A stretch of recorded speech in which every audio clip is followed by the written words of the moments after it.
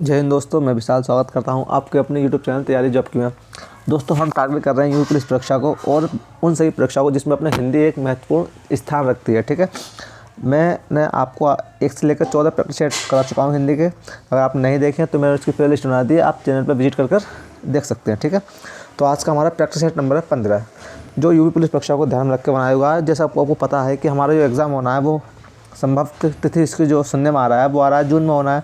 तो हम जून की परीक्षा को टारगेट करते हुए मैं लेकर आया हूँ आज यूपी पुलिस परीक्षा के लिए प्रैक्टिस सेट नंबर 15, जो आपको वो परीक्षा के जैसे लगेगा जैसे कि आप परीक्षा का एग्ज़ाम दे रहे हैं। ठीक है, अगर आपको मेरी वीडियो अच्छी लगती है या जरा सी पसंद आती है तो प्लीज़ चैनल को लाइक, शेयर और सब्सक्राइब कर लें। सब्सक्राइब करने के बाद घंटी वाले बटन को जरूर दबाएं, जिससे कि आपको आने वाली वीडियो का नोटिफिकेशन मिल सके।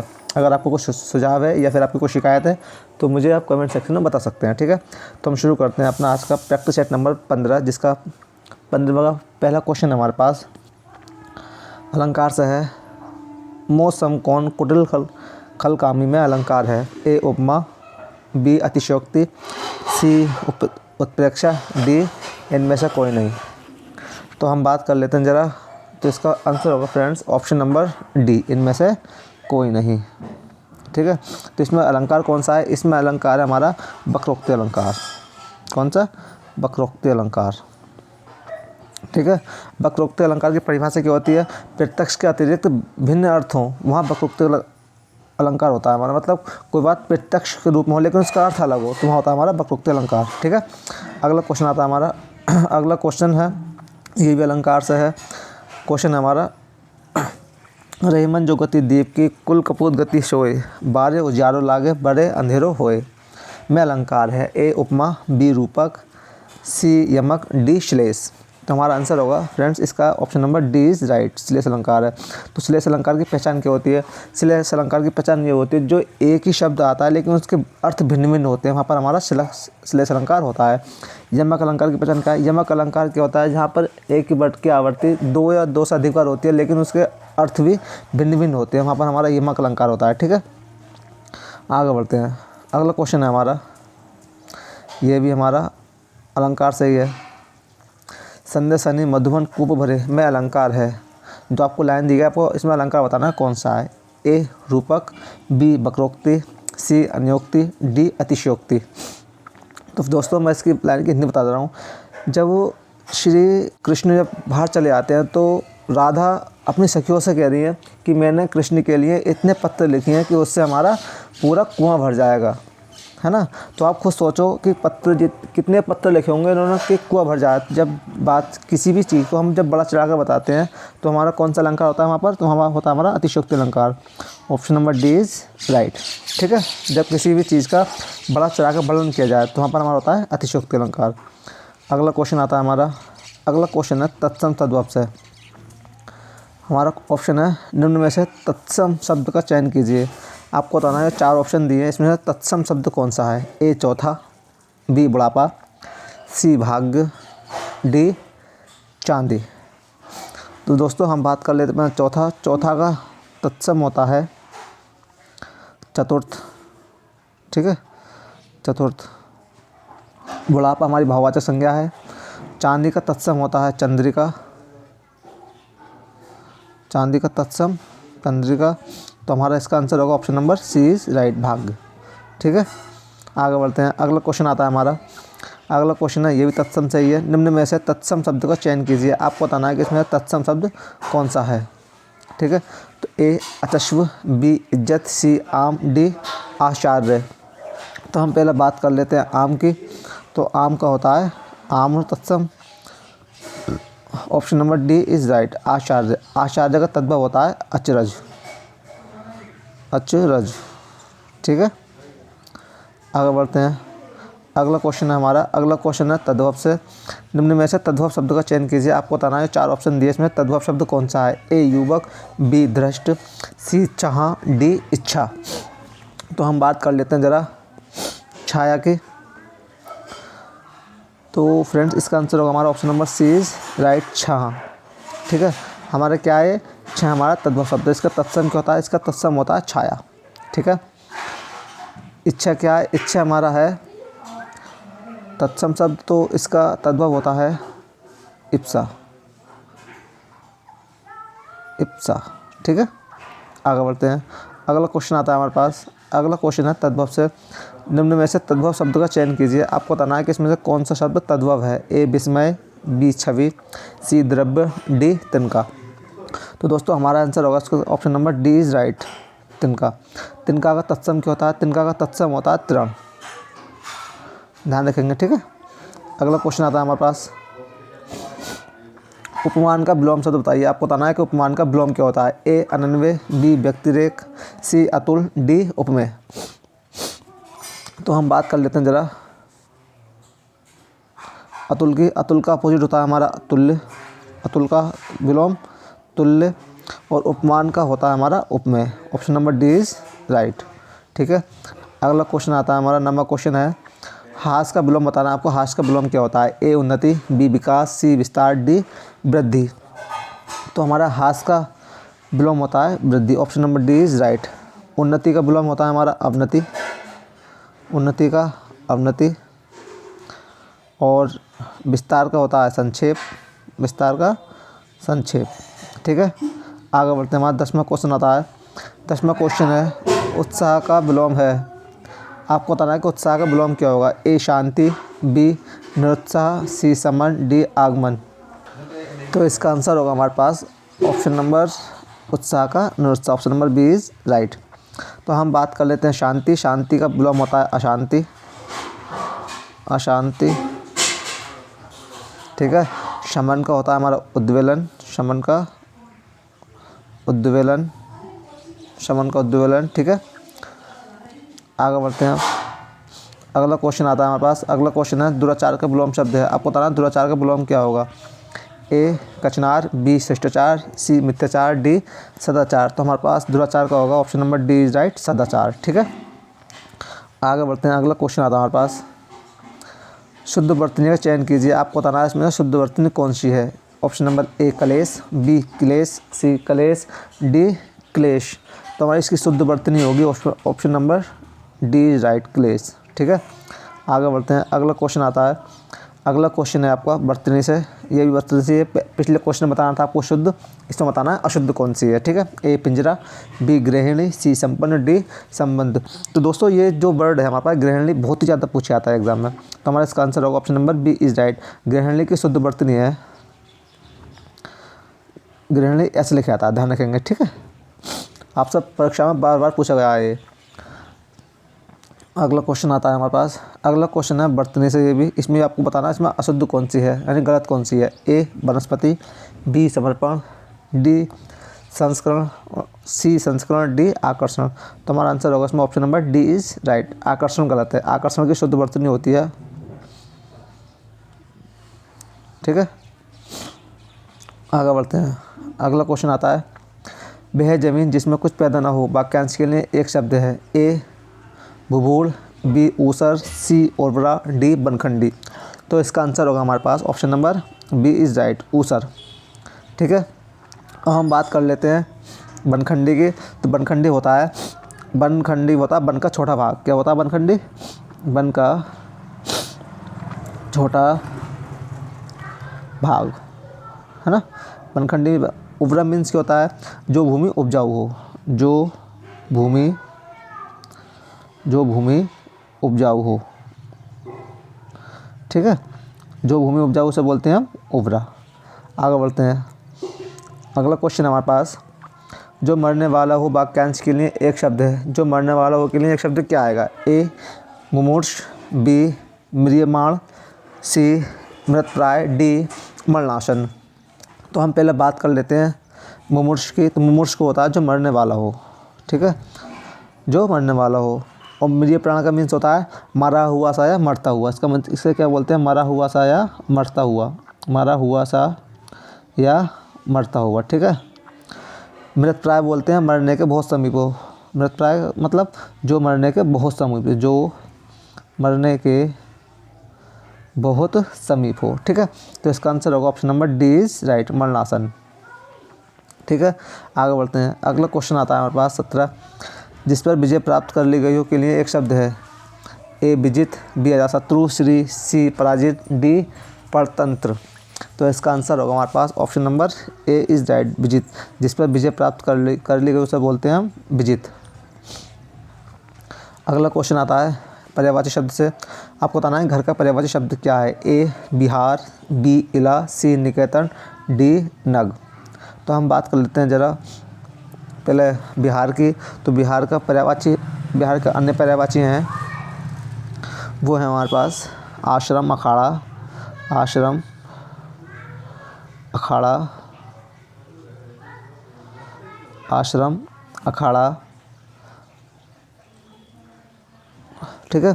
आश्रम हो गया, अखाड़ा हो गया, स्तर, मठ, स्तर, मठ, कुटी, कुटी आदि, ठीक है। अब हम बात कर लेते हैं इला की। तो इला बोलते हैं हम पृथ्वी को। इला के अन्य पर्यायवाची, महत्वपूर्ण पर्यायवाची हैं पृथ्वी, भू, धरा, धरती, पृथ्वी, पृथ्वी, भू, भू, धरा, धरती, भू, धरा, धरती, भू, धरा, धरती, उर्वी, है ना। ये पृथ्वी के महत्वपूर्ण पर्यायवाची हैं। घर को बोलते हैं हम निकेतन। हमारा option number C is right, निकेतन, ठीक है। Option number C is right. तो घर के महत्वपूर्ण पर्यायवाची और भी हैं, जैसे हमारे पास दिए हैं घर के महत्वपूर्ण पर्यायवाची हैं। घर के महत्वपूर्ण पर्यायवाची हैं गृह, आले, गृह, आले, गृह, आले, सदन, निकेतन, सदन, निकेतन, सदन, निकेतन, भवन, ठीक है। अब हम बात कर लेते हैं नग की। तो नग के महत्वपूर्ण पर्यायवाची दिए हमारे पास।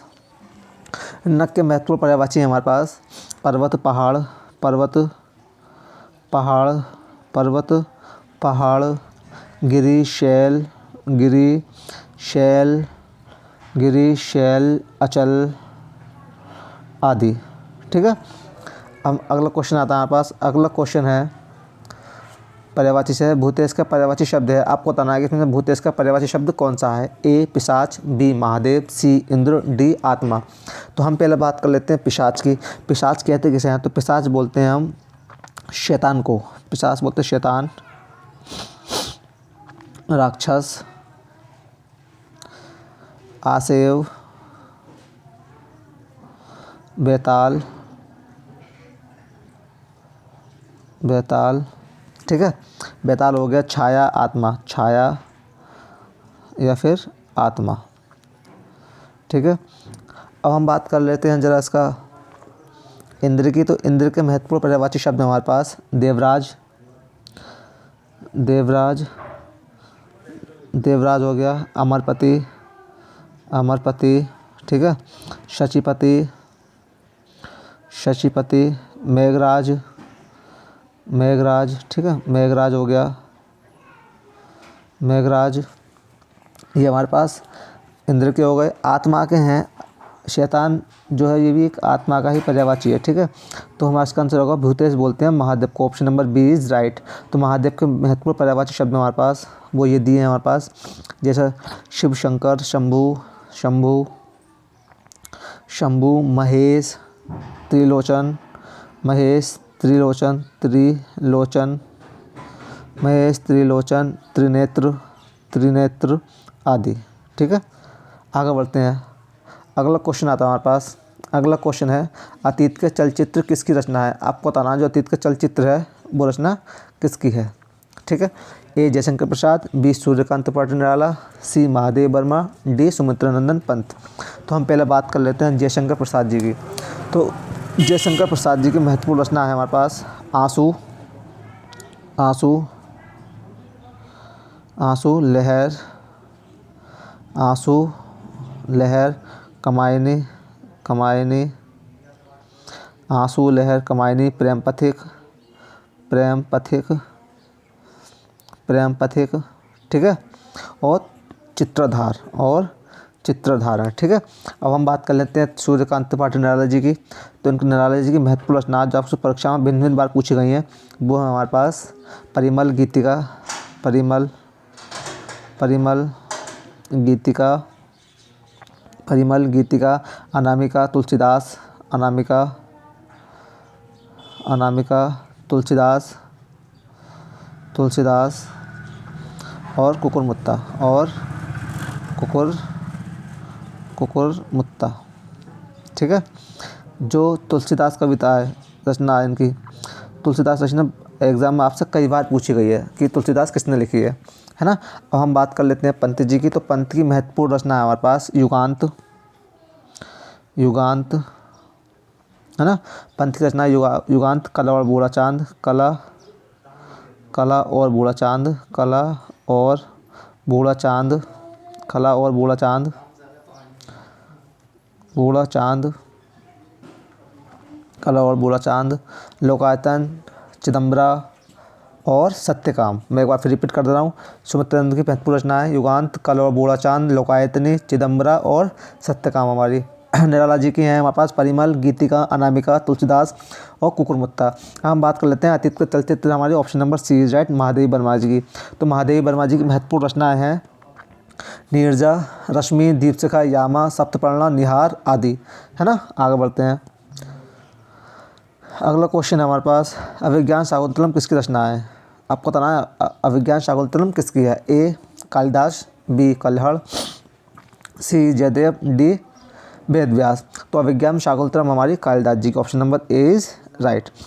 कालिदास जी की एक रचना बहुत महत्वपूर्ण जो बार बार पूछी जाती है वो है मालविकाग्नि मित्रम। एक और है मालविकाग्नि मित्रम। ठीक है, मित्रम। आपका होमवर्क है आज का, आपका होमवर्क है कि कालिदास जी की पहली रचना का नाम बताना है कमेंट सेक्शन में। आपका क्वेश्चन है कि कालिदास जी की पहली रचना कौन सी है, आपको मुझे कमेंट सेक्शन में बताना होगा। ठीक है। तो हम बात कर लेते हैं जयदेव की। जयदेव की महत्वपूर्ण रचना है बहुत ज़्यादा जो बार बार पूछी जाती है आपसे, वो है जयदेव जी की महत्वपूर्ण रचना है हमारे पास। जैसे हम लिख सकते हैं जयदेव की गीत गोविंद, रत मंजरी। कौन सी? गीत गोविंद और रति मंजरी, गीत गोविंद और रति मंजरी। ठीक है। अब हम बात कर लेते हैं वेदव्यास जी की। तो वेदव्यास जी की महत्वपूर्ण रचना है वो है हमारे पास सबसे ज़्यादा पूछी जाती है महाभारत और ब्रह्मसूत्र। वेदव्यास की कौन सी है? महाभारत और ब्रह्मसूत्र, महाभारत और ब्रह्मसूत्र। ठीक है। हम बात कर लेते हैं कल्हड़ जी की। कल्हड़ जी की एक ही रचना, एक सबसे ज़्यादा पूछी जाती है, सबसे ज़्यादा मोस्ट इंपोर्टेंट है जो आपको प्रश्न पूछी वो है राज तरंगिणी। ठीक है, कल्हड़ जी की। आगे बढ़ते हैं। अगर आपको कोई शिकायत है तो कृपया करके मुझे कमेंट सेक्शन में बता सकते हैं। ठीक है। परिवेश का समानार्थी शब्द है, आपको बताना है परिवेश का समानार्थी शब्द क्या है। ए व्यवहार, बी आंगन, सी वातावरण, डी आचरण। तो हमारा आंसर होगा option number C is right. परिवेश का है वातावरण, option number C is right. आगे बढ़ते हैं। अगला क्वेश्चन आता है हमारे पास। अगला क्वेश्चन है सुंदर का समानार्थी शब्द है, आपको बताना सुंदर का समानार्थी शब्द कौन सा है। ए मनोरथ, बी रमणीक, सी दर्शनीय, डी अनूठा। तो हमारा होगा सुंदर का option number B is right, रमणीक। ठीक है। आगे बढ़ते हैं। अगला क्वेश्चन हमारे पास कीर्ति का समानार्थी शब्द है, आपको बताना कीर्ति का समानार्थी शब्द क्या आता है। ए प्रशंसा, बी करने वाला, सी कीर्ति, डी रचना। तो कीर्ति का होता है दोस्तों हमारा option number D is right, रचना। कीर्ति का समानार्थी शब्द क्या है? रचना है। अगला क्वेश्चन आता है हमारे पास। अगला क्वेश्चन है अगर मगर करना मुहावरे का अर्थ है, आपको बताना है कि अगर मगर करना मुहावरे का अर्थ क्या है। ए इधर की बात उधर करना, बी कपट करना, सी व्यर्थ समय गंवाना, डी बहाने बनाना। तो हमारा इसका आंसर होगा option number D is right, बहाने बनाना। अगर मगर करना मतलब बहाने बनाना। अगला क्वेश्चन आता है हमारे पास। अपने पैर पर कुल्हाड़ी मारने का अर्थ है। ए अनाड़ीपन करना, बी आत्महत्या करना, सी स्वयं अपने को हानि पहुंचाना, डी उपकार न मानना। तो इसका आंसर होगा option number C is right, स्वयं को हानि पहुंचाना। और उपकार न मानने वाले के लिए बोलते हैं कृतज्ञ। ठीक है। और जो उपकार मानता है उसे बोलते हैं कृतज्ञ। अगला क्वेश्चन आता है हमारे पास। अगला क्वेश्चन है अक्ल का पुतला का अर्थ है। ए बहुत बुद्धिमान, बी बहुत चतुर, सी अत्यंत धूर्त, डी अत्यंत मूर्ख। तो हमारा इसका आंसर होगा option number A is right, बहुत बुद्धिमान। Option number A is right. ठीक है। आगे बढ़ते हैं। अगला क्वेश्चन आता है हमारे पास। हाथी के पाँव में सबका पाँव लोकोक्ति का अर्थ है। ए ऊंचे पद पर बैठे व्यक्ति से जुड़े लोग अच्छी कमाई कर लेते हैं, बी जहां बड़े आदमी कमाई वहां सबकी कमाई होती है, सी बड़े आदमी के हाँ में सबके हाँ शामिल है, डी उपरोक्त में से कोई नहीं। तो हमारा होगा option number C is right, बड़े आदमी के हाँ में सबकी हाँ शामिल है ना। हाथी के पाँव में सबका पाँव, मतलब भाई जहाँ बड़ा आदमी हाँ बोल देगा वहाँ सभी लोग हाँ कर देते हैं। अगला अगला क्वेश्चन आता है हमारे पास, जैसी बहे ब्यार पीठ तब तैसी दीजिए का अर्थ है। ए, समय का रुख देखकर काम करना चाहिए। बी, राजनीति में दल बदलते रहना चाहिए। सी, ऐसा काम करना चाहिए जिस संकट में न फंस जाएं। डी, पवन की तरह कभी शीतल और कभी उष्ण होना चाहिए। तो जैसी बहे ब्यार पीठ तब तैसी दीजिए का अर्थ है समय का रुख देखकर काम करना चाहिए। Option number A is right. अगला आता है हमारा, अगला क्वेश्चन है, जहाँ ना पहुँचे रवि वहाँ पहुँचे कवि लोकोक्ति का अर्थ है। ए, कवि के लिए वहाँ कुछ भी अगम्य नहीं। बी, कवि निरंकुश होता है। सी, कवि कल्पनाशील होता है। डी, कवि भाव प्रवण होता है। तो जहाँ ना पहुँचे रवि वहाँ पहुँचे कवि का लोकोक्ति का अर्थ है कवि बहुत कल्पनाशील होते हैं। Option number C is right. ठीक है, आगे बढ़ते हैं। अगला क्वेश्चन आता है हमारे पास, जिस संज्ञा शब्दों से पदार्थों के नाप तोल का बोध होता है उन्हें क्या कहते हैं। मतलब जो संज्ञा शब्द जो हमारे किसी नाप तोल का बोध कराते हैं उसे हम क्या कहते हैं। तो उसे बोलते हैं हम परिमाणवाचक संज्ञा। Option number C is right. जातिवाचक क्या होता है? जातिवाचक वह होता है जो एक जैसी वस्तु का बोध कराए, वह जातिवाचक होता है। जैसे मैंने बोला कुर्सी हो गया हमारे पास, है ना। गाय हो गई, नदी हो गई हमारे पास, मोबाइल हो गया हमारा, है ना। जिसके जैसे और उसे बोलते हैं हम जातिवाचक। ठीक है। द्रव्यवाचक क्या होता है? द्रव्यवाचक वह होता है जिससे कि एक पदार्थ से दूसरा पदार्थ बनाया जा सके, उसे बोलते हैं द्रव्यवाचक। एक बार फिर सुन लेना, जिस पदार्थ से दूसरा पदार्थ बनाया जा सके उसे बोलते हैं हम द्रव्यवाचक। जैसे एग्जाम्पल तौर पर सोना, लकड़ी, चांदी, पानी आदि। ठीक है, आगे बढ़ते हैं। अगला क्वेश्चन आता है हमारे पास, व्यक्ति, स्थान या वस्तु विशेष का बोध कराने वाले शब्दों को क्या कहते हैं। ए, द्रव्यवाचक संज्ञा। बी, जातिवाचक संज्ञा। सी, व्यक्तिवाचक संज्ञा। डी, समूहवाचक संज्ञा। तो व्यक्ति, स्थान या वस्तु विशेष का बोध कराने वाले शब्दों को हम बोलते हैं व्यक्तिवाचक संज्ञा। Option number C is right. अब हम बात कर लेते हैं समूहवाचक संज्ञा की। समूहवाचक क्या होता है? जो दो या दो से अधिक पूरे ग्रुप में रहता है उसे हम बोलते हैं समूहवाचक। जैसे पुलिस हो गई हमारी, पुलिस, आर्मी, क्लास यानी कक्षा, है ना, आदि। ठीक है, आगे बढ़ते हैं। अगला क्वेश्चन है हमारे पास, पुल्लिंग शब्द का चयन कीजिए। आपको इसमें पुल्लिंग शब्द का चयन करना है। ए, संतान। बी, विजय। सी, शक्कर। डी, वर्णन। तो जिसमें पुल्लिंग शब्द है दोस्तों वो है हमारा option number C. Option number D is right, वर्णन। ठीक है, क्या है हमारा पुल्लिंग शब्द? वर्णन हमारा इसमें पुल्लिंग शब्द है। अगला आता है हमारा, अगला क्वेश्चन है, प्रियतम का स्त्रीलिंग रूप है। आपको बताना है कि जो प्रियतम शब्द है इसका स्त्रीलिंग रूप क्या होगा। ए, प्यारी। बी, प्रेमिका। सी, प्रियतमा। डी, प्रिया। तो दोस्तों हमारा इसका आंसर होगा option number C is right, प्रियतमा। प्रियतम का स्त्रीलिंग प्रियतमा। ठीक है, अगला क्वेश्चन आता है, अगला क्वेश्चन है, सभ्यता और संस्कृति के विकास में धर्म और विज्ञान का प्रमुख डैश रहता है। ए, हस्तक्षेप। बी, भूमिका। सी, योगदान। डी, वास्तविक। तो इसका आंसर होगा योगदान रहता है। Option number C is right. आगे बढ़ते हैं। अगला क्वेश्चन है 36वां क्वेश्चन है, आप इस पद के लिए डैश फॉर्म शीघ्र भेजने की कृपा करें। ए, निश्चित। बी, निर्धारित। सी, विस्थापित। डी, वास्तविक। तो इसका आंसर होगा option number B is right. ठीक है, आगे बढ़ते हैं। आज का लास्ट क्वेश्चन हमारा, आज का लास्ट क्वेश्चन है, हिंदी में नेपसर्ग का प्रयोग किस स्थिति में किया जाता है। ठीक है, आपको बताना हिंदी में नेपसर्ग है वो कब लगता है। ए, कर्ता के साथ सदैव। बी, भूतकाल में सक्रमक क्रिया के रहने पर कर्ता के साथ। सी, भविष्यकाल के कर्ता के साथ। डी, वर्तमान काल की क्रिया और कर्ता के होने पर। तो दोस्तों मैं बताना चाहता हूँ आपको, इसका आंसर होगा हमारा option number B is right, भूतकाल में सक्रमक क्रिया के रहने पर कर्ता के साथ। जैसे एग्जाम्पल तौर पर लिख लेते हैं। एग्जाम्पल है, राम ने पुस्तक पढ़ी। राम ने पुस्तक पढ़ी।